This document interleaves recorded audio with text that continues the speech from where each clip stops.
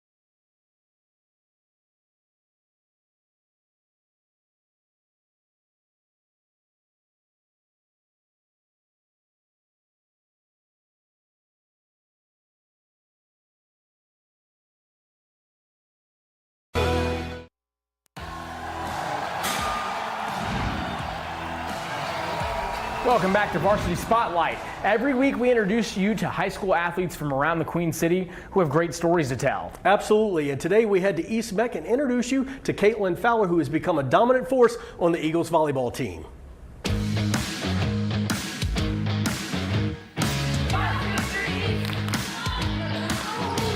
My name is Caitlin Fowler. I'll be graduating in 2026, and I currently go to East Mecklenburg High School.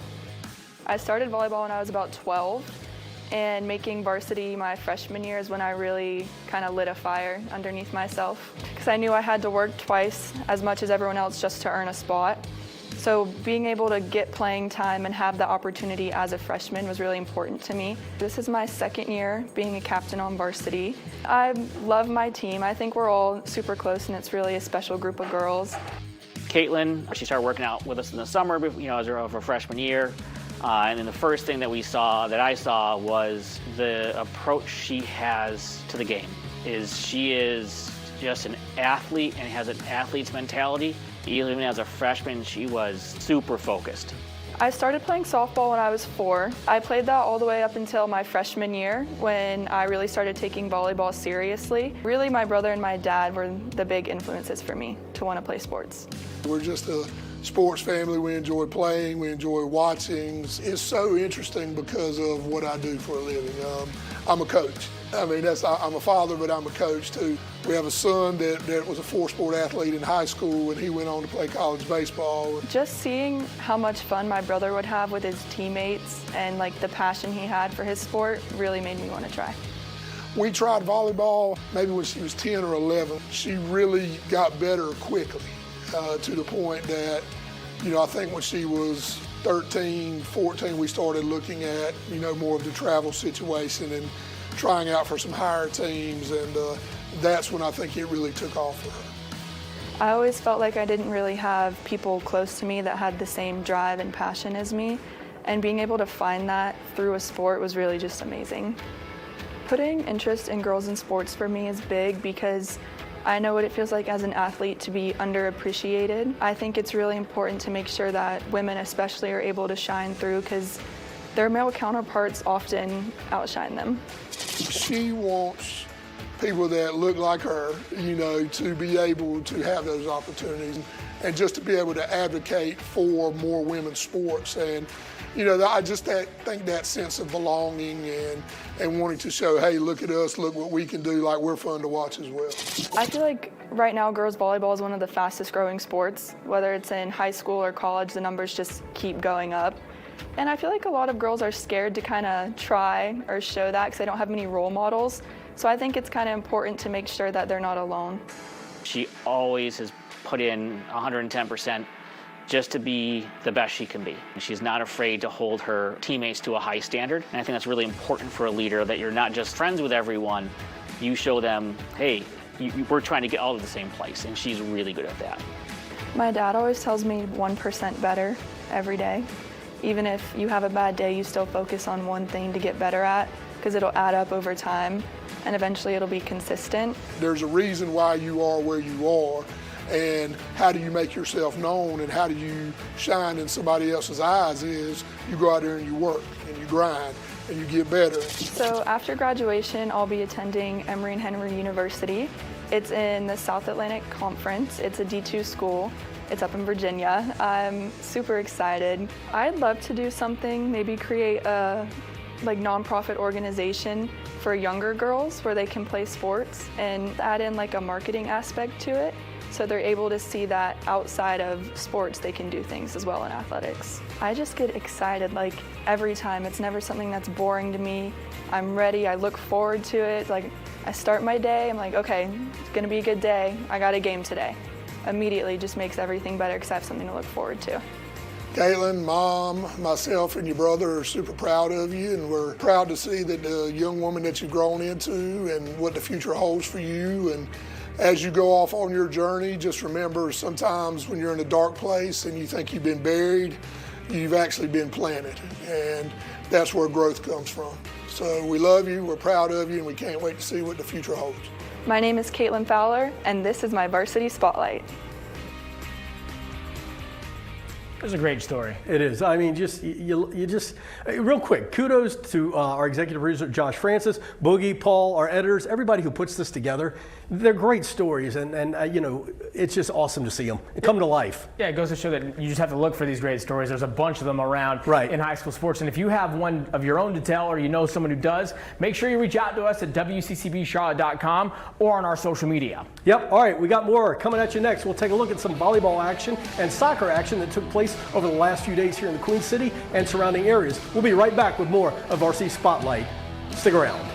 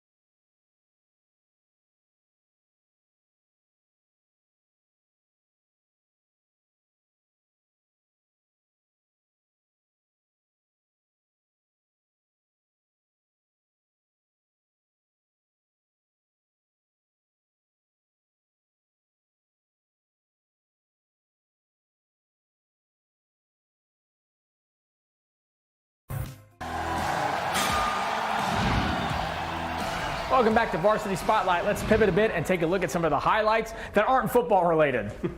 Absolutely. A lot of great action both on the volleyball and soccer courts. We'll start on the volleyball court and check out some highlights from there. This is Hickory Ridge taking on Mount Pleasant. Hickory Ridge came into this one 7-3 on the season. They would improve their record to 8-3 with a win over Mount Pleasant. The Raging Bulls would win the first 2 sets and seemed on their way to a 3-set win, but Mount Pleasant would say, not so fast, my friends. They win the 3rd set 28-26. But Hickory Ridge would win the 4th set and win this match 3-1. Mount Pleasant, they dropped to 5-7 on the season. All right, up next, Weddington taking on Carmel Christian. The Warriors of Weddington starting 2025 strong with only 2 losses so far. And there's no problems in this one either. Weddington dominate in this one. They win 3 straight sets to improve to 8-2 on the season. And with the loss, Carmel Christian would drop to 2-5 on the year. So look for Weddington to continue to make a statement on the volleyball court as the season rolls on.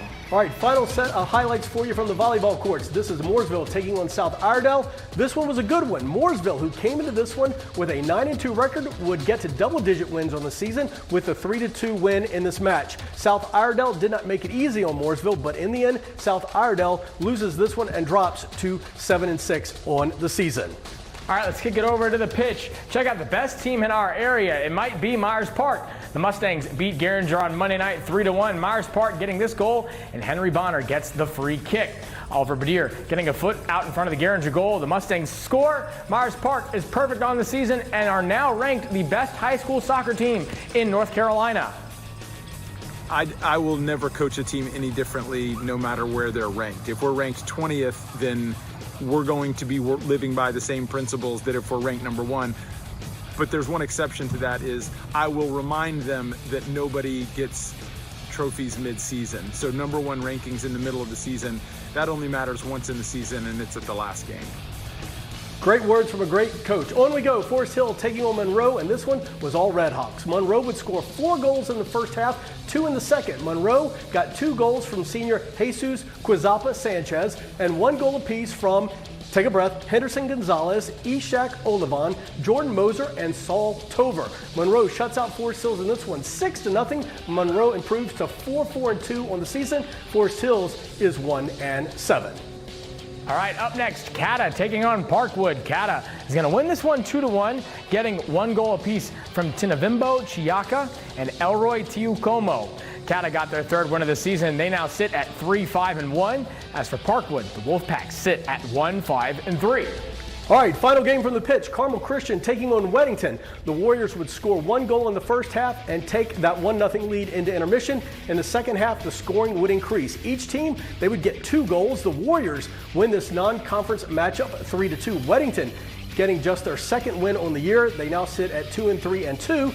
With the loss, Carmel Christian fell to 3-4 on the season. All right, this past Monday, we put out 3 plays from last week's action for you to vote on as our play of the week. After all the votes were tallied, here is your play of the week winner. Remember I told you to remember a play earlier? Well, this is the one. Independence Patriots taking on Charlotte Christian. Christian down 1 with no time on the clock after scoring in the final play. And they choose to go for 2, get the win. But Patriots' Samaj Robinson has other plans, coming up with a sack and preserving the win for Independence. So congrats for the Patriots on the win, and congrats to Samaj. Yep, that was a great ball game, and congratulations to Samaj. All right, we have one more segment for you, and coming up, we'll set the table for week 4 of high school football. Stick around, more Varsity Spotlight coming at you next.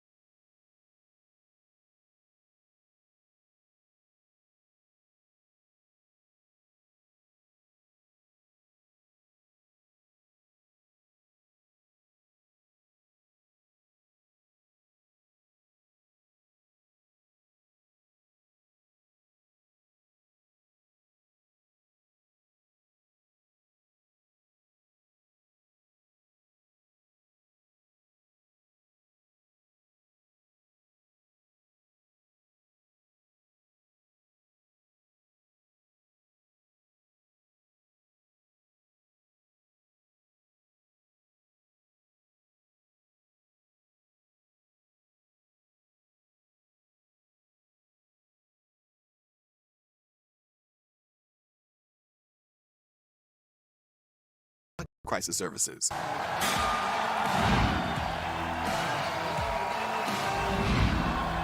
And welcome back to Varsity Spotlight. Now, we're just a few minutes away from kickoff of week number 4 of high school football, and there are some great matchups. Yeah, there's no shortage when it comes to non-conference competition. So let's take a look at some of tonight's action. We start with Mooresville taking on Huff. This is going to be a real statement week for Mooresville, right?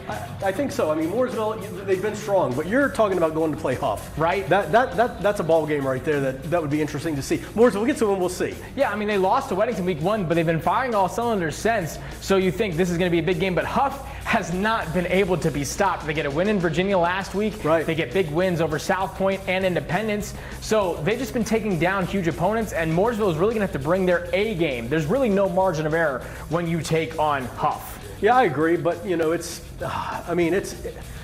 strong. I mean, if they stick to their game where they like to run and play defense, and you get Huff somewhat kind of, flustered, then who knows? That's easier said than done. Now, speaking of Independence, they got a big bounce-back win against Charlotte Christian last week. Now they welcome Lake Norman to town. These two teams haven't faced off since the first round of playoffs 2 years ago. Yep. But Lake Norman hasn't lost a game yet. Yeah, I know. It's going to be interesting. It's going to be interesting, and I think for Independence, even though they've started somewhat strong, they're still trying to find their footing. This is a statement game. Yeah, this would definitely be the way to say, hey, like, we're in it to win it. You get a big win on the road against Clover, and you got to try to come back. Now, speaking of undefeated teams, Myers Park has been the big surprise of the season. They've got a huge test, another one early on. Mallard Creek. Yep, exactly. I mean, Mallard Creek has been firing on all cylinders. They just lost their first game, and that was to Grayson, one of the top teams in the country. Yep. So, Kennedy Tinsley makes sure he has a tough non-conference schedule, and that's what we're going to see here when you find Myers Park going on the road, too, to Mallard Creek. Mallard Creek has had one home game at the beginning of the year against Roseville, and that's it. But to go back to Myers Park for just a second and what, Coach James has done there, it's not the prettiest of football, but he's getting the job done. It's getting prettier and prettier. It's exactly getting a little bit easier there. Yeah, we have other exciting matchups. Captain Munnerlyn and the Chambers Cougars are going to take on Jonathan Simmons and the Palisades Pumas. Yep. These two teams are a lot of fun to watch. You see Simmons, how he's brought that program that literally didn't exist into the forefront of the scene here for high school football. And then for Chambers, they're a perennial state champion. They've had their success, and they've been in the playoffs forever, falling off in the last few years. So who else to bring in but Captain Munnerlyn? Right. The former Gamecock, the former Panther, who was on that Myers Park staff as well. Right. So I think it's really exciting to see what he is doing, getting some early wins, but this is a huge statement game for Chambers. Talking to, Coach Munnerlyn early on, before the season got started, he just wanted to change the culture. Yeah. And he wanted to build a winning way. Going up against Coach Simmons and what he's done, he's obviously, like you said, so early on, but he has built a culture there that's kind of stout for Palisades. Absolutely. So when you talk about setting cultures and doing things like that, this is a game where, you can make some statements here. Yeah, it's going to have heavy playoff applications as well, right? I agree, yep. Because we talked about it. The rankings are now solely based off of that RPI. Right. So that's going to really have a lot of momentum when you get to the end of the season, playing these big non-conference games. Now we take another game at a huge one in South Carolina. It's the battle for Rock Hill, as Northwestern is set to take on South Point. South Point, like we said, getting that huge win in overtime against West Charlotte. And so West Charlotte is going to play Providence Panthers, by the way, so it should be a win there. But Northwestern, South Point, they get that one in District 3 Stadium. It's a non-neutral site. It's going to be electric. It's going to be electric. And that entire area shuts down for that game. As a lot of them do. It's going to be electric. Jazavian Currents for South Point. He's committed to South Carolina. He is an athlete, took over the quarterback position. He's been firing on all cylinders. Should be a really interesting game. We've got a couple others. Some big ones, Marvin Ridge Ashbrook, Kings Mountain, Charlotte Catholic. Yep. That'll be a really interesting matchup you don't really ever see. So that should be one to watch. Yeah, Sun Valley hosting Monroe. Yeah. A lot. A lot. All right. That is it for this week's Varsity Spotlight. Stay tuned for our Bay Heckle Sports Game of the Week between Providence today and Butler over on MeTV. Yeah, and right after that, we'll see you on WCCB at 10 as we bring you all the scores and highlights from Week 4 on the Blitz. At that time, we'll see you then.